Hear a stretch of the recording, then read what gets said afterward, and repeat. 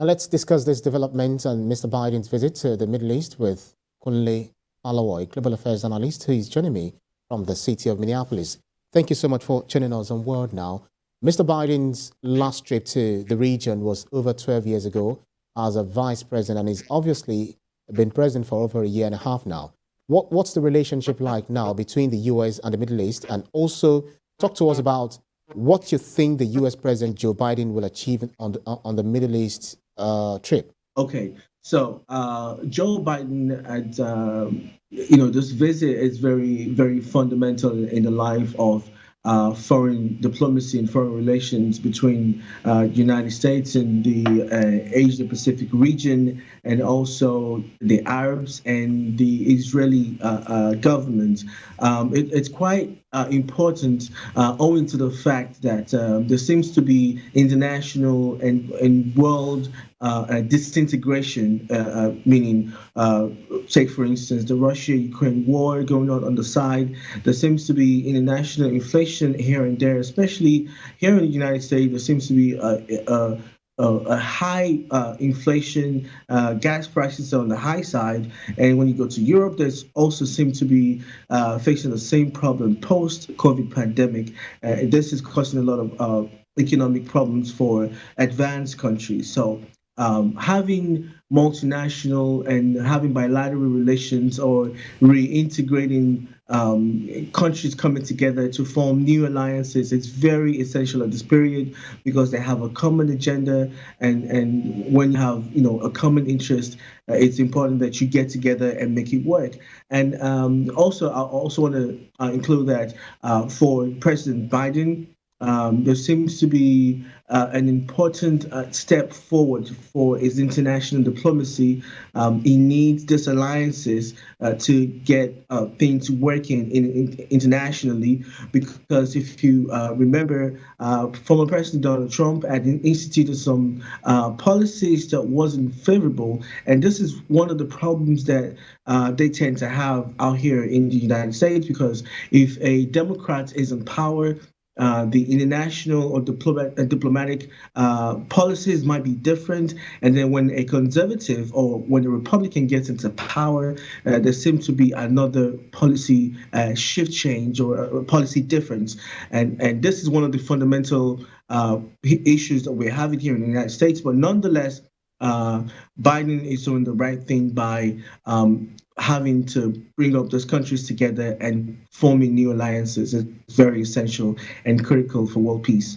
We're actually looking at how this alliance would definitely go with Biden, in the Middle East, because the U.S. said it will use all elements of national power available to it to deny Iran the ability to arm itself with nuclear weapons. So can these countries really stop a nuclear Iran?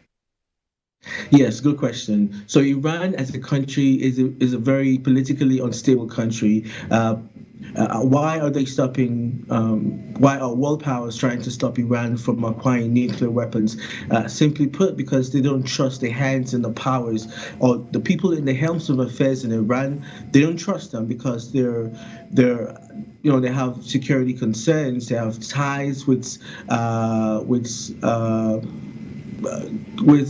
some insurgents group and some Islamic sect that are hell-bent on causing havoc and causing chaos in the world. And when you have a country harboring or encouraging or contributing or sympathizing with this insurgents and this sets a group that are not doing the world any good, then there is a problem at hand. Now, the United States alone had recognized that they can not only solve the problem by themselves, they will need some other reinforcements from other countries and nearby countries, so they could make sure that stability continues to reign in the world. Now, like I said, if there's no trusted hand, the leadership of Iran are not really, trusted people.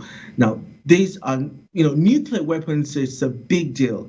Aside from the fact that it could, end the world as we know it to be, it's also very important that people that have or leadership that have questionable characters and not encouraged to acquire this very, very strong and very, very potent weapon. Yeah, describing a country as very, as threatening to the global peace is quite relative based on what some people say. They say it's dependent on how we tend to see them based on the prism that the U.S. is trying to project. But then let's look at it from this other angle. Mr. Biden started his trip in Israel, and his last visit wasn't controversial.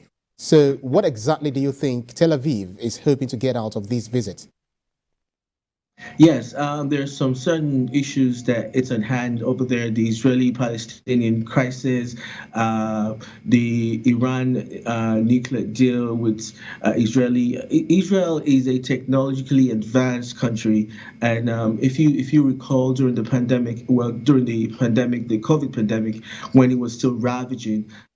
Israel was one of the few countries that was able to come up with technologies that were able to trace and track their citizens who had contracted the disease, and and they were doing contact tracing very efficiently in that period. Their technology is second to none, and it's strategic positioning for other countries in the world, having identified their strong potential to come together and form an alliance technologically with a country like Israel, which is already advanced in this kind of field.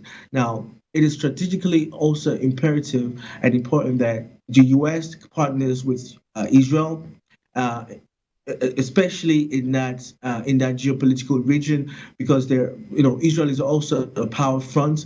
It's a power front in that region, and how else would they harness their potential other than having the world power also partnering with another potential strong economy? Right, Mr. Falowo, sorry to butt in because I really quickly need to squeeze this question in before we call it a wrap on the interview. Sure. The Iranians insist that their nuclear program is peaceful and that they have no intention of building a nuclear bomb. But Israel is widely believed to have its own nuclear weapons, but has never publicly confirmed it. So who is fooling who? Yes, and that is diplomacy for you. It's all diplomatic and it's all politics. Again, emphasis on the people in the House of Affairs in Iran are not trusted people. They've had different reports about ties with the Al Qaeda's and the insurgents and sympathizers with insurgency group, doing stuff and bombing people and bombing places and doing all in the name of religion. And if you have a leadership having that kind of sympathy for people that are fomenting chaos in the world, it is not smart to have these sets of leadership have this kind of power. We're talking about nuclear power as it is, and again, nuclear power is not something that can be given for a clearly unstable as Iran to acquire. Makes sense. Well, we'll see how the whole of the visit to the Middle East by the U.S. President Joe Biden the fruit is actually going to bear at the end of the day after the signing today altogether. A Global Affairs Analyst, Kunle Falowo, thank you so much always for your keenness of insight. My pleasure. Thank you very much.